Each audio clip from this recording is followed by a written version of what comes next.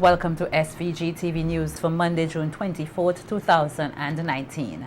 I am Jennifer Richardson with the details. Acting Prime Minister and Minister responsible for the public service, Sir Louis Straker, has praised the thousands of public servants in St. Vincent and the Grenadines for assisting the government to achieve the Sustainable Development Goals and meet international targets set out by the United Nations. The commendation came in an address by the Acting Prime Minister on the occasion of Public Service Day, which was observed on Sunday, June 23rd. Sir Louis pointed out that his government does not underestimate public servants and their roles in nation building, which must be celebrated. The public servants are the ones who are charged with this responsibility, in addition to carrying out government's overall development plans. Therefore, the role and contribution of public servants to national development cannot be overemphasized or slighted. Their role is pivotal in the realization of the Sustainable Development Goals. These goals consist of 17 specific goals and 169 targets aimed at ending extreme poverty, reducing inequality in all its dimensions, promoting inclusive economic growth with decent work for all, creating sustainable cities, addressing climate change, protecting the planet, and ensuring that all persons on earth enjoy peace and prosperity. The Acting Prime Minister recommitted his government's pledge to work on improving the lives of public servants across the country. The government of St. Vincent and the Grenadines remains committed to supporting all employees and building workforces and workplaces that reflect the diverse society in which we live. Furthermore, it recognizes the strategic imperative of diversity as not just the right thing to do for equal opportunity or social justice, but because it is one of the inclusiveness in national development. Public Service Week was celebrated under the theme Promoting Gender and Diversity Responsive Public Services to Achieve the Sustainable Development Goals. The low number of women in active politics has again been raised as an issue of concern here in St. Vincent and the Grenadines and across the region. Coordinator of the Gender Affairs Division, Lafla Kwame Harry, who was at the time addressing public servants at a special symposium last Friday, questioned why women in politics remain minimal despite a high percentage of women in the public service. As permanent secretaries, members of statutory boards and heads of departments, of the public servants in grade B positions and above, which constitutes the highest post within the civil service, approximately 60.7% are females. This is interesting. Of those at grade C post, which consists of directors, department heads, coordinators, and upper management staff, approximately 57.1% are women. But why isn't this replicated in the political sphere? Why are women not being engaged at the political field? It was noted that to level the playing field based on gender and equality, 30% of women are required to be involved in political life. However, as it now stands, only 8.7% of women are serving at such a level. UWI lecturer Dr. Halima Deshong, who was the featured speaker at the symposium on Friday, said that this issue has to be looked at holistically as varying reasons could be derived for the low number of women entering politics. Recognizing that women are now occupying more spaces in upper management of the public service, but I want to return to that a bit in terms of looking at our employment figures in St. Vincent and the Grenadines and what that might mean. But we are lagging behind in some important areas. She also mentioned political participation in St. Vincent and the Grenadines across the two major political parties. There is a an almost absence of women in terms of representation. So that while we could think about the corporate sector, we could think about the upper management positions in terms of boardrooms and so on, and we begin to again see an absence of women. But if we look at the other areas of our labor force, we begin to see some other kinds of gender disparities outside of the public sector. Visitor arrivals for the first 4 months of this year was recorded at 217,202, an increase of just over 10,000 for the same period last year, notwithstanding a decrease in yacht arrivals. This is according to Minister of Tourism Cecil Mackey in an interview with SVG-TV News today. The Tourism Minister said that arrivals by air increased by 6.9%, cruise by 7.7%, and a decrease in yacht by 9.9%. If we look at the period January to April, by air, we welcomed 31,177 visitors to the destination as compared with 29,178, and that's an increase of 1,999 or 6.9%. By yacht, we had a slight decrease. Period January to April, we welcomed 28,301 visitors as compared to 31,408, went down 3,107 or 9.9%. And arrivals by cruise January to April, we welcomed 157,724 visitors to the destination as compared to 146,380, an increase of 11,344 or 7.7%. So by sea, period January to April, we increased our visitor arrivals to the destination by 8,237 or 4.6%.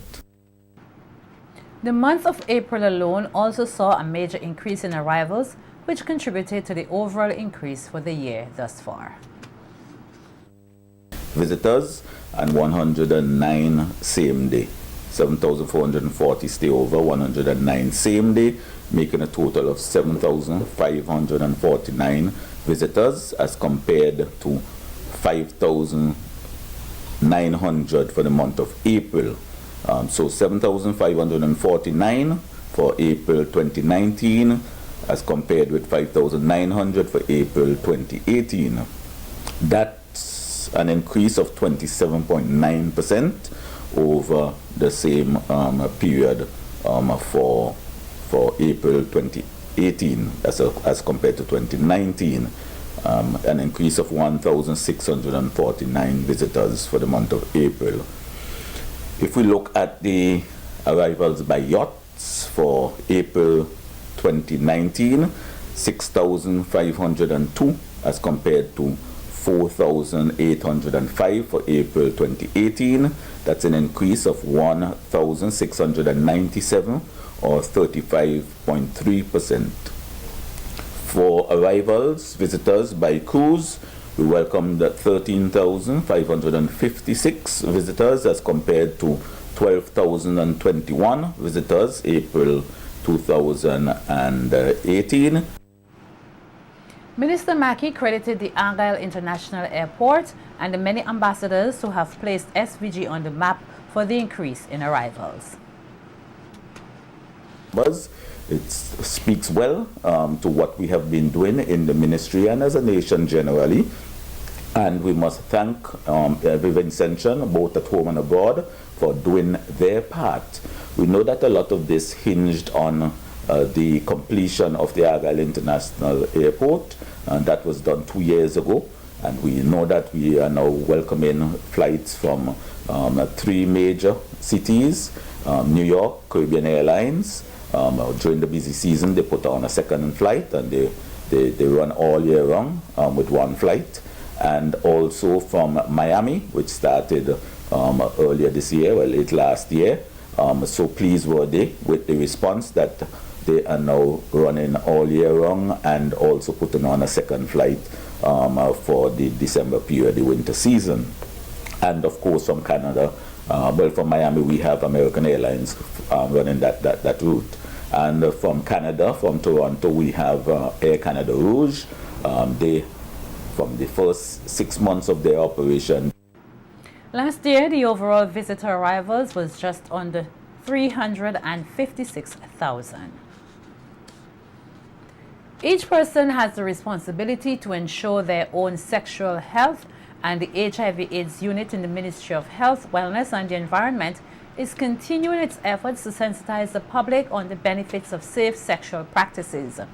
This as the unit rolls out its 2019 Carnival campaign under the theme, Catch the Vibe, Not the Virus. Your sexual health is your responsibility. Speaking from the unit's headquarters with SVG-TV News Today, Director of the HIV/AIDS unit, Ferosa Roach, said encouraging correct condom use and HIV testing continues to be a major part of their campaign.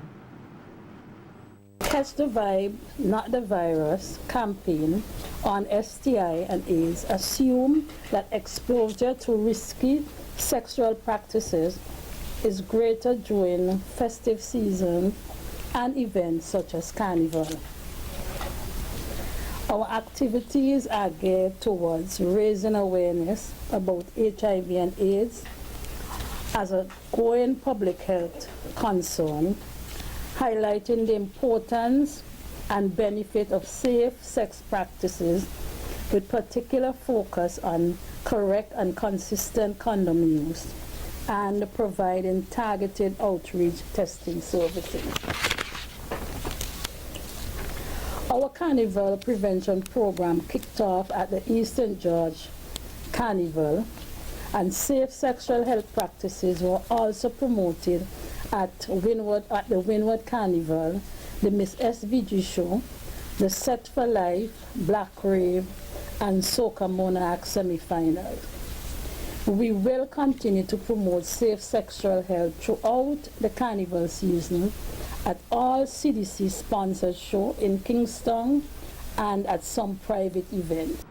As part of this year's campaign, the unit has introduced new brands of condoms in an effort to encourage safe sex. Communications Officer in the Ministry of Health, Nika Anderson Isaacs, said the condoms are of a high quality. Carnival, we try to do something new, something that is innovative, something that can keep the persons who are the end users a part of the process. So we distributed 1 condoms at one thing. So this year we collaborated with Dale Miller, who will bring in a different type of condoms. So we'll have a range of condoms, thinner condoms, so it feels as if you don't have on anything. So what we're trying to do is ensure that it is attractive and sexy. We know it is associated with sex, and we know that we have a challenge with some of the condoms that we distribute. Persons aren't like, they don't really like it. They ask that we try to bring in better condoms and stuff. And of course, you would understand that there's a cost associated with it. So we're extremely grateful for our corporate society who has seen the effort that we're doing, and they have decided to come on board and give us some support in that regard. We welcome all other support from other corporate members of society who are willing to come on board and assist us, because it is a shared responsibility. It is our responsibility, and by you helping us, we're better able to help our nation. Isaac said the new condoms will be distributed at various carnival events, and so far the feedback has been good. For those events when you see us, we may be asking a few questions of you though, nothing personal, but just to help us in our survey as we continue to better facilitate your needs as citizens and as clients of us. So we'll definitely have those. The feedback that I've received so far is excellent, except for a few that we will revise, because some men have complained that it is too small. So because we're dealing with West Indian men, we may have to revise that. So therefore, when we bring the condoms, it can actually fit the package that our men have locally. And so we'll be working on that. But I guarantee you, based on the feedback that I have received, they are loving it, the condoms. They pretty much feel as though they're not wearing anything, which I guess since persons don't want to wear, if you're going to wear it, might as well feel as though you don't wear anything. But we want to push that. We want you to protect your health. Ladies, don't be shy, don't be afraid to wear a condom, to walk with a condom. Our sexual health is definitely our responsibility. Meanwhile, as VinceMass 2019 gets into full swing, persons are being encouraged to be mindful of the danger of overconsumption of alcohol. This encouragement comes from Managing Director of Health Solutions Incorporated, Pauline De Freitas, as she spoke with SVG-TV News today on the impact overconsumption of alcohol can have on one's body. De Freitas said overconsumption can affect one's vital organs, including their heart, kidneys, and liver, and can create major health problems. When you're actually having it in large amounts, then it starts to affect your heartbeat. It starts to affect your kidneys in a way where you're overloading the kidneys to filter much more a harmful substance that's actually in your bloodstream. Then also what we worry about is dehydration. Too much alcohol consumption actually dehydrates your kidneys because it's a form of diuretic. So here you are passing all this urine. In return, you're actually dehydrating your body, so that's also a concern. People always say, oh, well, the liver. The liver, maybe we worry about it in the long term, where you're a chronic drinker, where drinking is part of your everyday lifestyle. Then you worry about cirrhosis of the liver and the disease of it and how to, take care of it. But for the short term, especially now that Carnival is reaching, we want to make sure to tell people, I can't tell you don't drink, because we know that alcohol will be available to you in large amounts, but be sensible with the amount that you're drinking. The health professional said diabetics and persons who are on medication must take note of these side effects and stay clear of alcohol consumption. I think if you are, when you're on certain medications, if you're on blood pressure tablets, then that is a concern to us, because obviously you impair, the assistance that blood pressure tablet is actually giving you to keep your blood pressure under control. And heavy drinking also causes an increase in your blood pressure as well. A lot of people say, well, I'm diabetic, but I don't mix my drinks with sugary stuff, so I'm okay. Not really, because you're either going to increase your blood sugar with alcohol, but when you go into that critical state where you're actually over drinking, it actually causes the hypo, which is a lower aspect of your blood sugar. So all these things take into great consideration when we're out there having a drink or two. De Freitas suggests some useful ways persons can avoid over drinking. When you are out there this carnival season, just be sensible. That is really our strongest word that we use around here to our patients. I'm not telling you don't, because I know you're going to, but what I want to do as a healthcare professional is educate you on some of the things. Make sure once you have one drink, substitute your next drink with a water rather than another glass of alcohol. Instead of gulping your liquor, make sure that you're actually sipping your liquor so it lasts you a little bit longer. And eat. Make sure you eat before, and make sure you're eating during the time that you're ingesting the alcohol. And pace yourself. The minute you're actually feeling that there's something going on and you're not yourself, that should be your cutoff. It shouldn't be the continuation from that point on. When your stomach feels heavy, your stomach feels irritable, you feel that you want to get sick and vomit, then those are all signals that the body is giving, hey, slow down. This has got to stop. We can't continue this. So I think that is really our best message for people.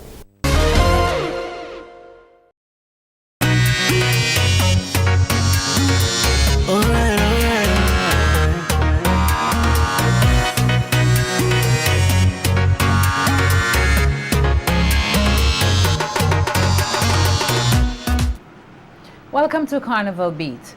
10 artists have earned their boarding pass to compete in the most anticipated competition on the VinceMass calendar, Soca Monarch 2019, which will be held at the Victoria Park on Saturday, July 6th.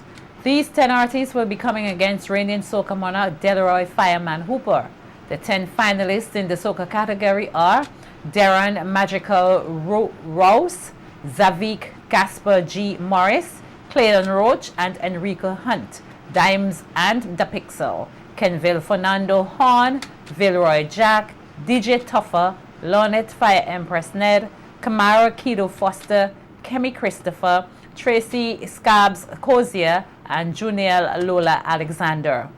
Here is a snippet of the performances of the Soca Monarch finalists at the semis, which took place on Saturday night at the Solidarity Car Park in Kingstown.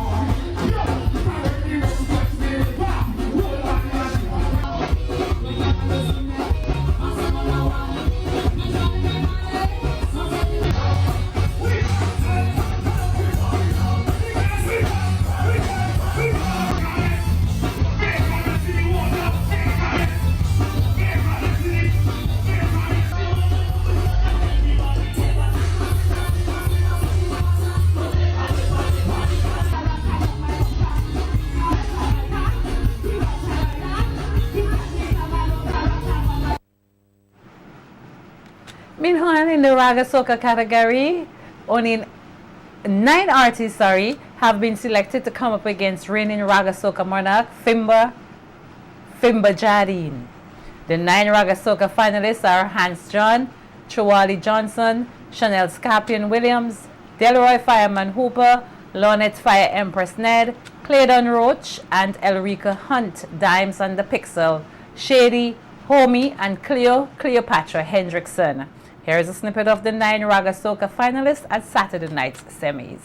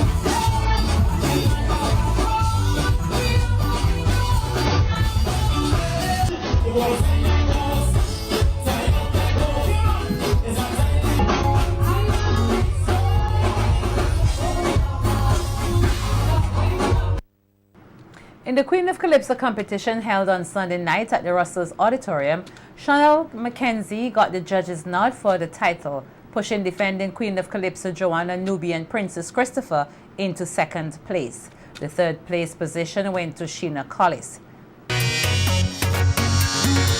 All right.